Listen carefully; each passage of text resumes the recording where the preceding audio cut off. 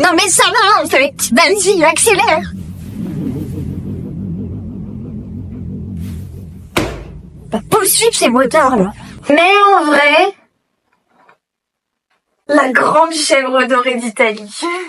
La signorina Lombardi, in questo sport solamente come una bella bambola. No, no, io no. Se volete giudicarmi voi, ma io ci tengo a essere un pilota e non affatto una bambola. Avant que cette vidéo parte en couille comme une Corsa tunée par un aveugle, la meuf que vous suivez, oui, celle qui parle au moteur là, voulait vous dire merci. On est bientôt 4000 sur Insta. C'est plus que 2 boulons sur une Civic Jackie. Merci à ceux qui ont aidé sur Tipeee, c'est avec amour, et WD40 qu'elle vous sort cette vidéo. Bref, elle vous claque la bise, elle vous kiffe, et maintenant, bonne vidéo bande de moufettes aux pistons fissurés.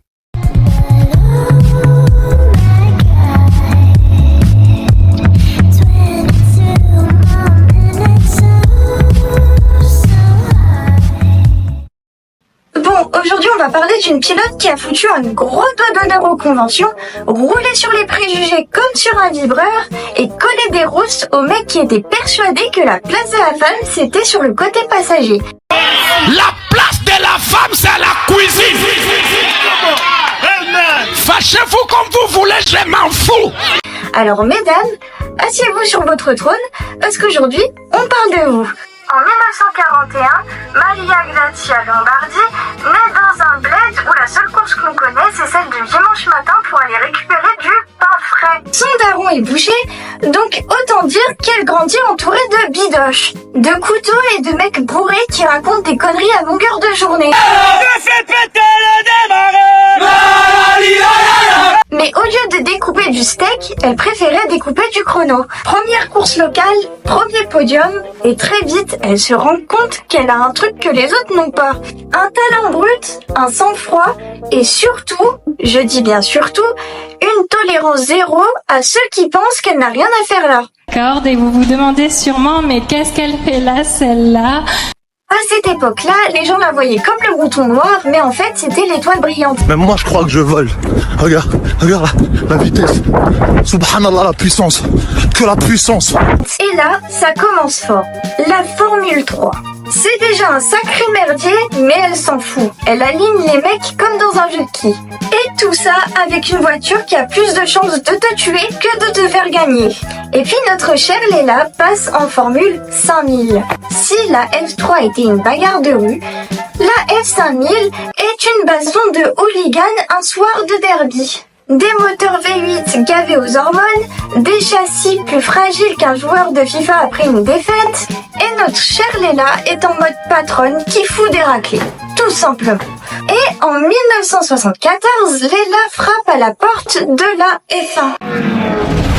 Pas chez McLaren ou Ferrari, sinon ce serait trop facile. Non, elle arrive chez March, une écurie qui a plus de moyens que toi et ta Twingo tunée. Mais elle s'accroche. Et là, Grand Prix d'Espagne 1975. Signorina Lombardi, è Formula 1 è una cosa per la ragazza. Visto che corro, giudicate voi. Ma fisicamente per una ragazza come lei circolare è 2 euro.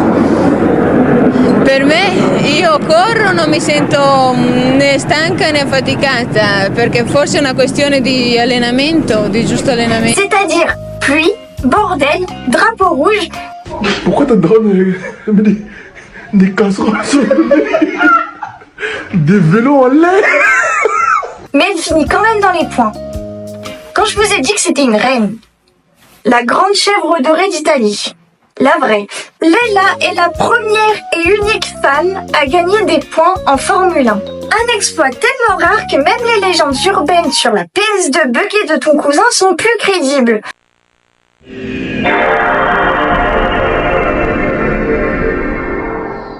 Alors ça paraît dingue, mais en vrai c'est comme si c'était un mec qui battait le record de muscu avec une barre rouillée trouvée dans une cave. Je veux accidenter des Bentley. Qu'est-ce qui se passe, putain de merde? Bon, je dis ça, mais je suis pas capable. Mais malheureusement, la vie a décidé de devenir une garce avec notre chère Léla. En 1992, elle nous quitte à cause d'un cancer. Mais son nom restera gravé. Léla Lombardi, c'est la preuve que tu n'as pas besoin d'une grosse paire de couilles pour avoir une grosse paire de courage. Alors certes, Léla a ouvert la voie, mais putain, c'est pas encore gagné. Aujourd'hui, une femme en F1, c'est aussi rare qu'un joueur de Call of Duty polie dans le chat vocal. Bon, tu vas me dire qu'il y a Suzy Wolf qui a réussi à mettre une belle tarte à Williams. Bon. Jamie Chadwick qui empile les W Series. Mais encore une fois, on leur donne pas un vrai volant. Kadhafi, arrêtez de me saouler avec ce mec, s'il vous plaît.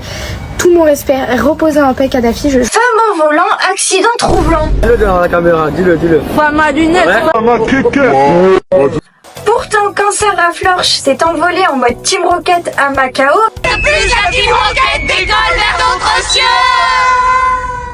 est revenue piloter quelques mois plus tard, tu vois bien que ces meufs ont un mental en titane quand même. Le problème, c'est que le système est toujours aussi fermé. Ah, c'est Saïd là. Mais attention, les choses bougent. Lentement, mais peut-être sûrement. Et je suis persuadée qu'un jour, on aura une pilote de F1 qui refera la même chose que Léla. Ou voire mieux. Alors ouais, c'est encore un long combat, mais Léla nous a montré que c'était possible. C'était une pilote avec des tripes en acier, un talent monstrueux et une détermination à faire pleurer un mur en béton. Et rien que pour ça, merci Léla. Prenez un volant et montrez-nous ce que vous savez faire.